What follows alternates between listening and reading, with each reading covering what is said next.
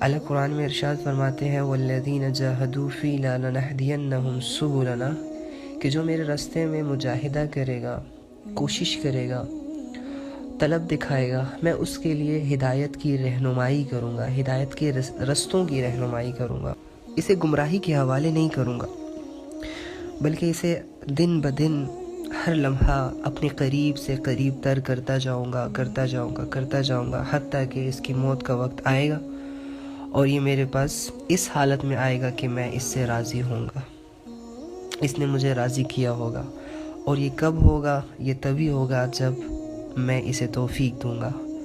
اور اللہ توفیق کب دیتے ہیں؟ جب انسان اپنی طلب میں سچا ہوتا ہے، جب انسان اپنی خواہش میں پاکیزہ ہوتا ہے، جب انسان دل، دماغ اور زبان سے ایک ہو کر، یکسو ہو کر اللہ رب العزت کو پکارتا ہے، اللہ رب العزت کو حاصل کرنے کی ایک طلب ظاہر کرتا ہے، تو ڈیفینیٹلی پھر اللہ رب العزت ایسے انسان کا ہاتھ نہیں چھوڑتے، بلکہ جو انسان اللہ کی رسی کو پکڑنے کے لیے دوڑ لگاتا ہے یا چل کے جاتا ہے یا ایک کوشش ظاہر کرتا ہے، ایک کمزور سی سعی کرتا ہے، کوشش کرتا ہے ادنا سی، تو اللہ رب العزت ایسے انسان کو ضائع نہیں کرتے بلکہ اپنے قریب کرتے ہیں۔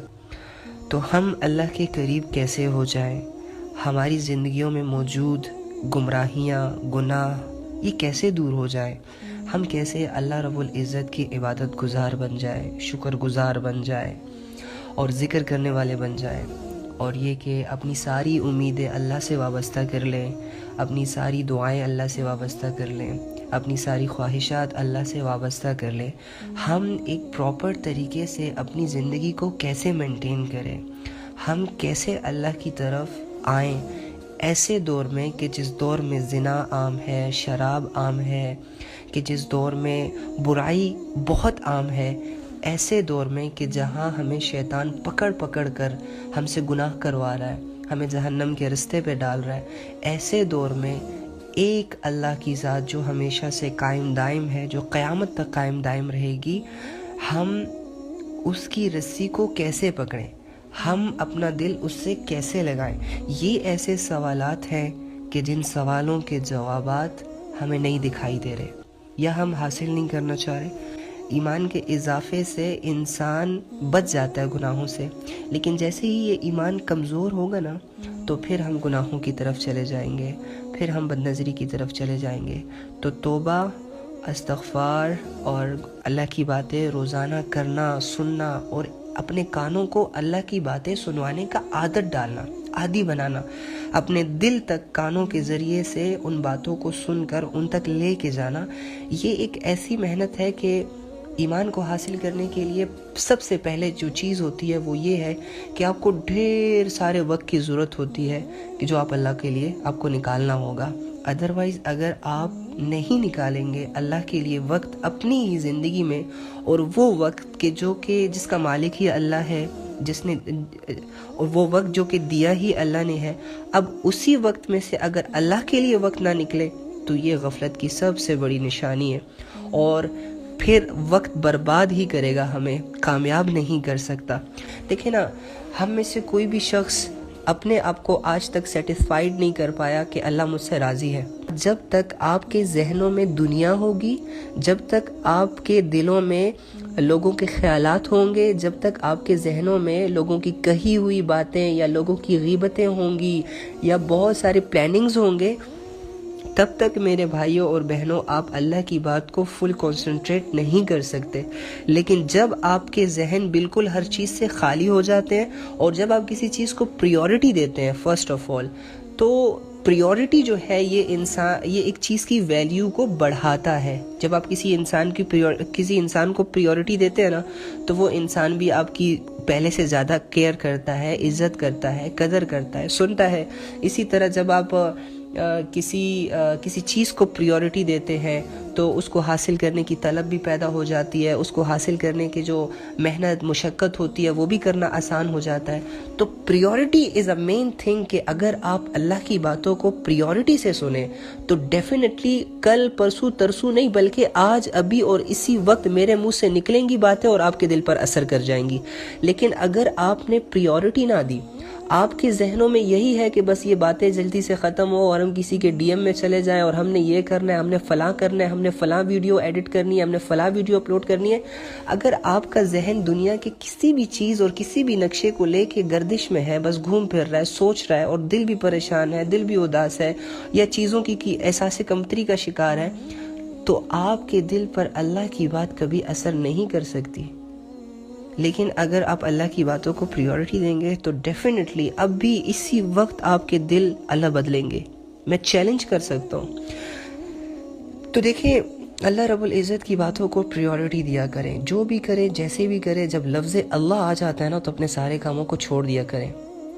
تو میں ایک بات کرنے جا رہا ہوں کہ اللہ کو جاننا کیوں ضروری ہے، اللہ کی باتیں کرنا کیوں ضروری ہے، اللہ کی ماننا کیوں ضروری ہے۔ آج جس عبادت سے میں اور میرا نوجوان، میرے گھر والے، میری بہن، میرا بھائی، میری بیوی، ہر چیز، ہر انسان یار دنیا کی چیزوں میں بھاگ دوڑ رہا ہے، دنیا کی چیزوں کو حاصل بھی کرنے جا رہا ہے، ایک دوسرے کو ایڈوائزز بھی دیے جا رہے ہیں، لیکن جب بات آتی ہے عبادت کی، جب بات آتی ہے نماز کی، جب بات آتی ہے دین اسلام کی، جب بات آتی ہے قرآن کی، جب بات آتی ہے اللہ کی باتوں کی، تو ہم سب سست پڑ جاتے ہیں، ہم سب ڈھیلے پڑ جاتے ہیں، ہم اس ٹائم کو ہی آگے کرنا چاہتے ہیں کہ بعد میں کر لیں گے، بعد میں کر لیں گے۔ آخر مسلمانوں کے مزاج اس قدر ڈھیلے کیوں ہو گئے کہ وہ مسلمان کہ جب اللہ اکبر کی صدائیں مسجد سے آتی تھی تو اپنے نفع کو چھوڑ دیتے تھے۔ کسٹمرز کھڑے ہیں، صحابہ جب تجارت کرتے تھے تو بازار میں جب دکانیں اوپن ہوا کرتی تھی تو کسٹمرز آتے تھے، چیزیں ان سے گیٹ کرتے تھے، خریدتے تھے۔ ان کی خرید و فروخت چل رہی ہے، پیسے بھی کما رہے ہیں، چیزیں بھی بک رہی ہیں، صحابہ بھی خوش ہو رہے ہیں۔ فوراً اسی مشغولیت میں اذان آئی، اللہ اکبر اللہ اکبر، سب نے کیا کیا؟ دکانوں کو ڈاؤن کر دیا، بند کر دیا۔ اب وہ جو کسٹمر تھے وہ چونکہ نان مسلم بھی ہوتے تھے تو وہ کہتے تھے کہ ارے بھائی مجھے یہ چیز تو دے دو، یہ میں تمہیں نفع دے رہا ہوں تو مجھے ایسے چھوڑ کے کدھر جا رہے ہو؟ تو آگے سے وہ کیا کہتے تھے کہ اب بات آ گئی ہے پریورٹی کی، کہ اب میرا امتحان شروع ہو گیا ہے، اللہ اکبر کے بعد میں سٹل اپنی دکان میں 1000-2000 کما لوں یا میں اللہ کے آگے شکر کے سجدے جا کے کراؤں۔ تو ہمارے مسلمانوں کے مزاج تو ایسے ہوتے تھے کہ جو اللہ کے لیے، اللہ کے نام پہ اپنا سب کچھ قربان کرنے کے لیے تیار ہو جایا کرتے تھے، لیکن آج اسی اللہ کے نام سے لوگ دور بھاگتے ہیں اور مسلمان ہونے کے باوجود ایسا کرتے ہیں۔ ایسا کیوں؟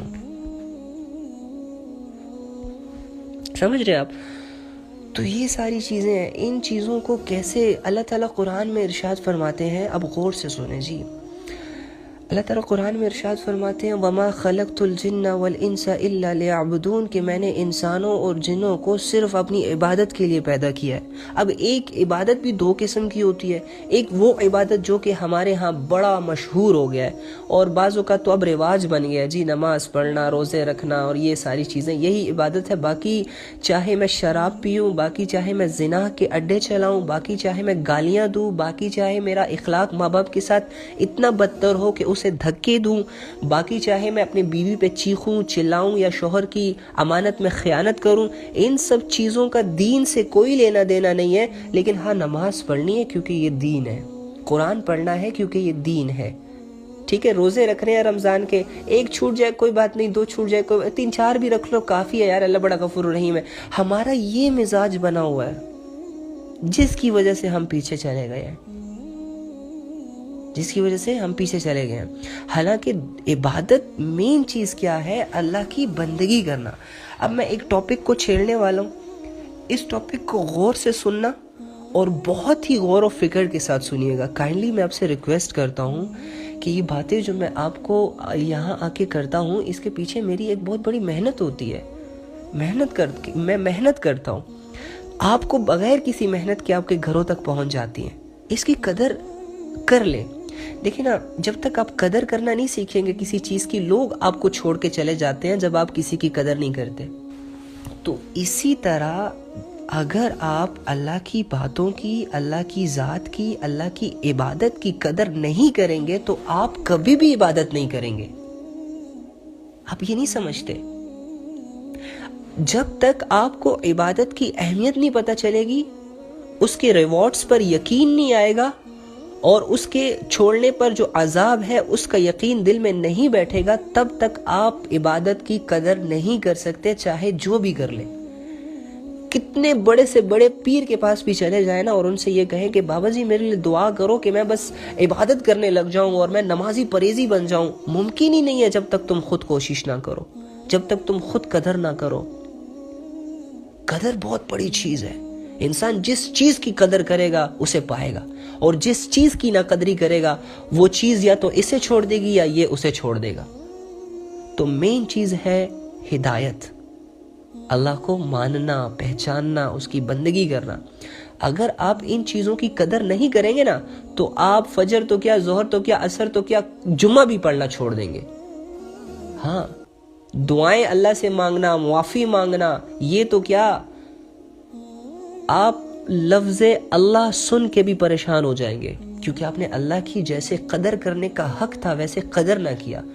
میں یہ نہیں کہہ رہا کہ آپ لوگ، ویسے میں بات کر رہا ہوں جنرلی، ہمارے دلوں میں چیزوں کی قدر ہے نا، اسی قدر کو وہی رکھنا ہے، صرف چیزوں کو بدلنا ہے، چیزوں کو دل سے نکال کر اللہ کو دل میں لانا ہے، اور اس کی بہت قدر کرنی ہے تاکہ پھر اللہ ہمارے دل سے کبھی نہ نکلے۔ یار کبھی بھی خود پہ غور کیا کہ آپ کیوں پیدا ہوئے ہو؟ تم کیوں پیدا ہوئے ہو؟ میں آپ ایک ایک سے پوچھ رہا ہوں، آپ کیوں پیدا ہوئے؟ آپ نے پیدا ہونے کے بعد اب تک کیا کیا؟ جس نے آپ کو پیدا کیا، کیا آپ اس کو جانتے ہیں؟ اگر آپ اس کو جانتے ہیں تو آپ اس کی مانتے ہیں؟ اگر آپ اس کی مانتے ہیں تو کیا آپ کی زندگی سیٹسفائیڈ ہے؟ یہ کچھ سوال ہیں جو اپنے آپ سے کرنے ہوتے ہیں۔ دیکھیں نا، سب سے بڑی چیز یہ کہ انسان اپنے بارے میں سوچتا ہے۔ ایک سوچ تو یہ ہوتی ہے کہ میرے پاس گھر آ جائے، ایک یہ سوچ یہ ہوتی ہے موبائل آ جائے، ایک سوچ یہ ہوتی ہے بیوی مل جائے، شوہر مل جائے، ایک سوچ یہ ہوتی ہے کہ یار میں کیوں ہوں یہاں پہ، مجھے کیوں بنایا گیا اور مجھے اس دنیا میں بھیجا کیوں گیا۔ جب تک اس سوال کی کھوج نہیں لگاؤ گے نا تو چیزیں ہی ہوتی ہیں، انسان چلے جاتے ہیں۔ ٹھیک ہے، تو اللہ فرماتے ہیں میں نے انسانوں اور جنوں کو اپنی عبادت کے لیے پیدا کیا، تو میں اپنے آپ سے ایک سوال کرتا ہوں کہ آج تک ہم نے اپنے اللہ کے لیے کیا کیا، کیا عبادت کی؟ نماز، روزہ، زکوٰۃ، اس میں بھی ڈنڈیاں ماری ہم نے، جو مین عبادت ہے، جس کو آج اور مطلب کہ جو فیمس عبادتیں ہیں، نماز، روزہ، زکوٰۃ، حج، اس میں بھی ڈنڈیاں مار رہے ہیں، تو مطلب کہ وہ بھی 100% نہیں ہے، اور دوسری چیزوں کو تو عبادت سمجھتے ہی نہیں ہے۔ نہیں، عبادت مینز بندگی، تو ہم اللہ کے غلام ہیں۔ ہمارا طرز زندگی یہ نہیں ہونا چاہیے کہ نماز کا وقت آئے تو نماز پڑھیں، اللہ کے سامنے جھکیں، اور جیسے ہی نماز ختم ہو تو سمجھے کہ بس چھٹی ہو گئی، اب جو چاہے مرضی کریں، اب چاہے بازار میں بد نظری کریں، کوئی بات نہیں، نماز پڑھ لی ہے ہم نے، اب چاہے کسی کی عزت اتارے، کوئی بات نہیں، ابھی قرآن پڑھ کے آئے ہیں۔ یہ والا کانسیپٹ نہیں چلے گا بھائی۔ ہم اللہ کے غلام ہیں، مسجد میں بھی اللہ کے پابند ہے، مسجد کے گیٹ کے باہر بھی اللہ کے حکموں کے پابند ہے، گھر کے دروازے کے اندر بھی اللہ کے حکموں کے پابند ہے، گھر کے دروازے کے باہر بھی اللہ کے حکموں کے پابند ہے، اسکول میں بھی اللہ کے حکم، یونیورسٹی میں بھی اللہ کے حکم، وکالت میں بھی اللہ کے حکم، تنہائی میں اللہ کے حکم، ہر سانس میں ہم اللہ کے حکم کے پابند ہے کہ پورا کرو، میری مرضی سے زندگی گزارو۔ اسے کہتے ہیں عبادت۔ اور ہم کیا سمجھتے ہیں؟ نماز، روزہ، زکوٰۃ، حج، دل صاف ہونا چاہیے جی۔ ہمارے نبی صلی اللہ علیہ وآلہ وسلم شروع سے لے کر آخری سانس تک جیسی زندگی گزار کر آئے، جو معاملات انہوں نے کیے، جیسا بتایا، ہم وہی زندگی فالو کریں گے اور اللہ کو راضی کریں گے۔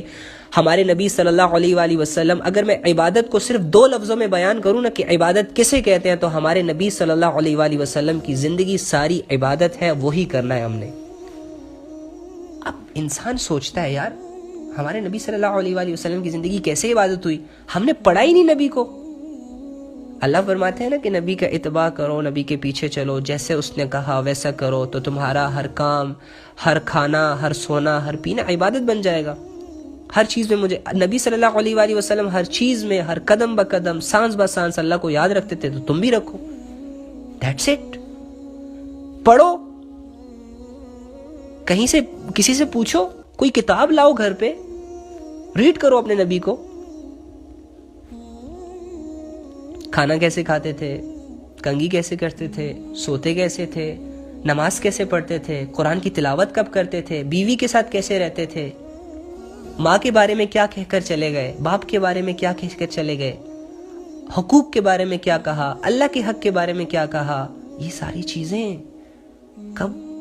آج کل پرسوں ترسوں زندگی تو گزر رہی ہے بھائی، یہ آج کل پرسوں ترسوں میں زندگی ہاتھ نہیں آتی یار۔ زندگی اور وقت ایک ایسا سفر ہے کہ جو کسی کا انتظار نہیں کرتا۔